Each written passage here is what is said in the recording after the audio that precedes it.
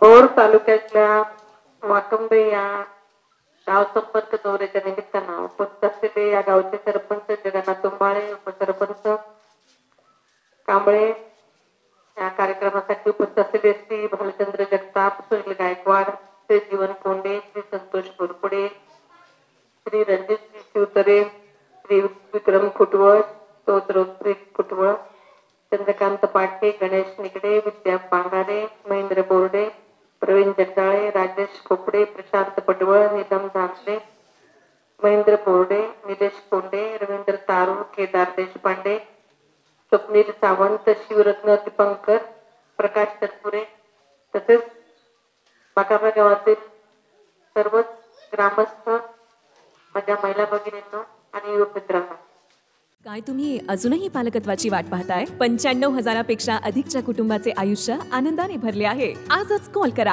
आणि मिळवा फर्टिलिटी ट्रीटमेंटवर सूट आणि सर्वांना द्या आनंदाची बातमी. आपल्याला सर्वांनाच माहिती आहे की लोकसभा निवडणुका लागलेल्या आहेत.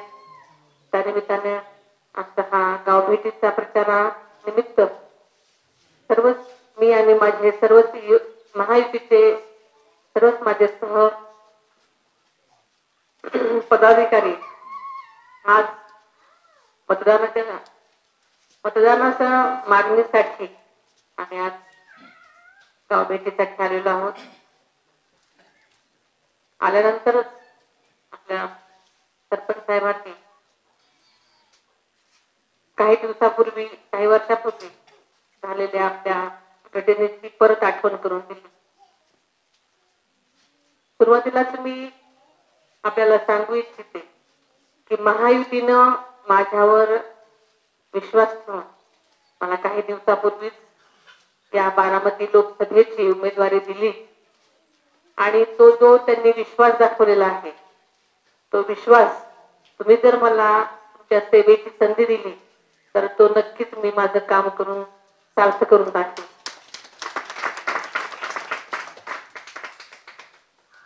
खर तर मी कुठल्याही पदावर नसताना तुमच्या या कामासंदर्भामध्ये मला भेटला होता आणि अधिकाऱ्यानं मला ती कामं सांगितलं होतं.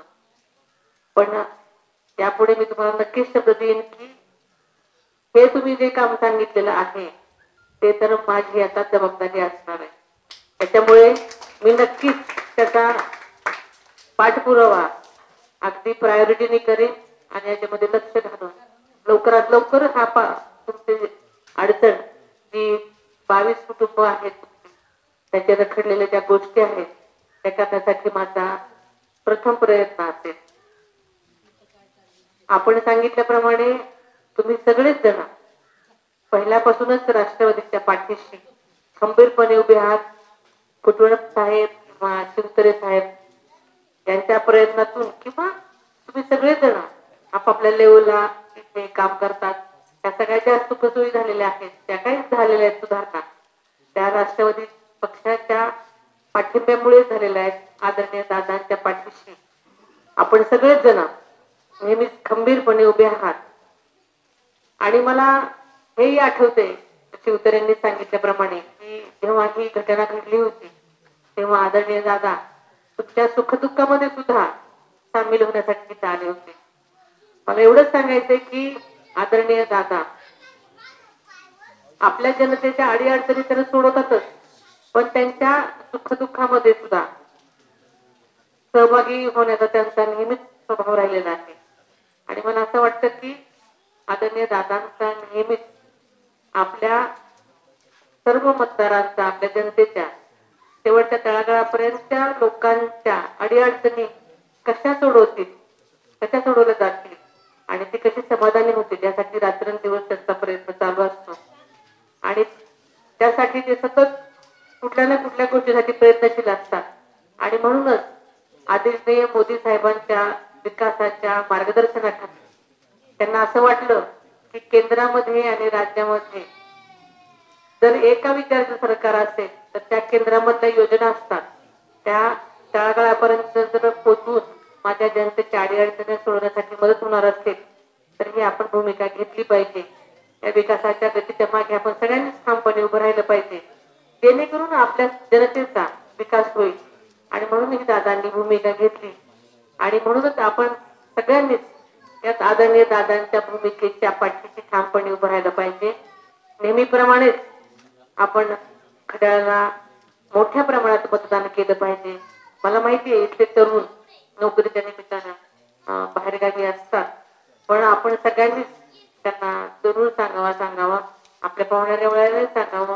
हा दुर्गम भाग आहे, मला माहिती आहे की नोकरीच्या संदर्भामध्ये खूप अडचणी आहेत, शेतकऱ्यांचे प्रश्न आहेत, त्यावर नक्कीच आपण येत्या काळामध्ये प्रयत्न करून तोडगे काढूयात. आपण सगळेजण भर उन्हात सुद्धा इथे आलात, आम्हाला इथे यायला थोडासा विलंब लागला, त्याबद्दल मी आपल्या सर्वांची दिलगिरी व्यक्त करते. आपण सगळेजण आलात त्यानिमित्तानं मला भेटायची बोलण्याची संधी मिळाली आणि नक्कीच आपण ज्या मागण्या केल्या त्या सोडण्याचा मी नक्कीच मनापासून प्रयत्न करेन. आपण जास्तीत जास्त मतदान करणार आहात हे तर मला माहितीच आहे, पण आपल्याला लक्षात ठेवा मी महायुतीचा उमेदवार असले तरी आता आपण राष्ट्रवादीच्या पक्षातर्फे मी उभे असल्यामुळे आपली खून घड्याळच आहे, खून चिन्ह तेच आहे, वेळ नवी आहे. आपल्या सगळ्यांना जास्तीत जास्त मतदान करायचंय. आपण नेहमीप्रमाणे आदरणीय दादांच्या पाठीशी खंबीरपणे उभे राहाल. हेच प्रेम आणि हेच पाठिंबा मताद्वारे भरपूर प्रमाणात द्याल अशी खात्री बाळगते आणि इथेच थांबते. धन्यवाद.